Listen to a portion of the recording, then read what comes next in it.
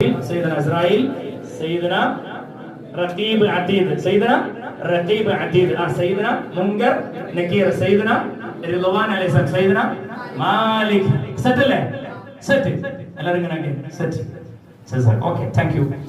അപ്പൊ മലക്കൾ റെഡിയായി. എന്തെങ്കിലുമൊക്കെ കിട്ടിയെന്ന് മുതലാവുണ്ടോ ഇതൊക്കെ എന്താ നമ്മളെ ദീനിന്റെ ബന്ധങ്ങളാണ്. ഇപ്പൊ നമുക്ക് ബന്ധം അള്ളാഹിനോട് വേണം, നബിനോട്. ഈ നബിനോടൊക്കെ ഒഴിവാക്കാൻ പറ്റുമോ? ഞാൻ ചോദിക്കട്ടെ, നമ്മൾ ഓർത്ത് കരഞ്ഞിട്ടുണ്ടെങ്കിൽ ഒരാളാരാ? സയ്യിദുനാ റസൂലുള്ളാഹി. നമ്മൾ ചിന്ത എപ്പോഴും ഉള്ളൂ. ഞാനതൊക്കെ പറഞ്ഞ നീണ്ടു പോകുന്ന എനിക്ക് പേടിയുണ്ട്. കാരണം അത്രയ്ക്ക് നമ്മുടെ നബിനെ പറ്റി പറയാൻ ഒരൊറ്റ കാര്യം പറയാം. ഒരിക്കൽ മുസ്തഫ നബി സല്ലല്ലാഹു അലൈഹി വസല്ലം മദീനയിൽ രണ്ടാളെ പോയിട്ടുള്ളത് കണ്ടു. കൂടുതലാണ് അള്ളാഹു മദീനയിലേക്ക് എത്തിക്കുമാറാകട്ടെ. നമ്മുടെ ചിന്ത നബിനോടായിരിക്കണം. നമ്മുടെ പ്രണയം ആരോടാവണം? നബിനോടാവണം. നമ്മുടെ പ്രണയം ആരോടാവണം? നബിയോടാവണം. ഇനി ഈ പ്രണയം ബന്ധം പറഞ്ഞപ്പോ നമ്മൾ ആരെ പറ്റിയാ പറഞ്ഞത്? നമ്മൾക്ക് ഏറ്റവും വലിയ ബന്ധം പ്രണയം ഉണ്ടാകേണ്ടത് അള്ളാഹിനോടും റസൂലിനോടും. അപ്പൊ അള്ളാഹിനെ നമുക്ക് കിട്ടൂല. പക്ഷെ അള്ളാഹിനെ കിട്ടണമെങ്കിൽ ആരെ കിട്ടണം? നബിനെ കിട്ടണം. നബിനെ കിട്ടിയാൽ മാത്രമേ ആരെ കിട്ടുള്ളൂ.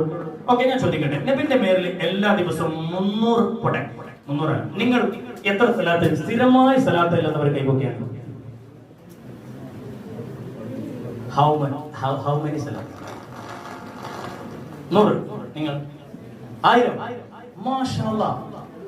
100 10. ഓക്കെ സാറില്ല. ഡെയിലി അല്ലേ? അവനെ പെൺകുട്ടികൾ ആറില്ലേ? എത്ര ഡെയിലി? ഞാൻ പറഞ്ഞു എപ്പോഴെങ്കിലും ചക്കട്ടപ്പം വരട്ടല്ല, ഡെയിലി 1000 തരും. മാഷാഅല്ലാ. ഇവിടെ ഉണ്ട്, എണ്ണൊന്നുമില്ല, അങ്ങനെ അങ്ങ് പോകും. ഓക്കെ, എണ്ണം കറക്റ്റ് പിടിക്കും നമ്മള്. 100 എത്ര? 10. ഓക്കെ ശരി, ഞാൻ ഒരു കാര്യം പറയട്ടെ. ഇന്നൊരു തീരുമാനത്തിൽ എത്താൻ പറ്റുമോ?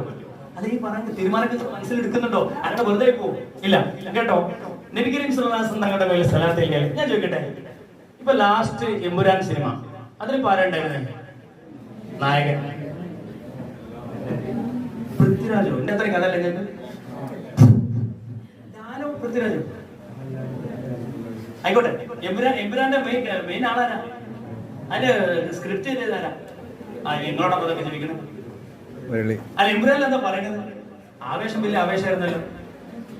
അതാ ഉണ്ണിമുകുന്ദന ആന്നൊരു ബന്ധമില്ല.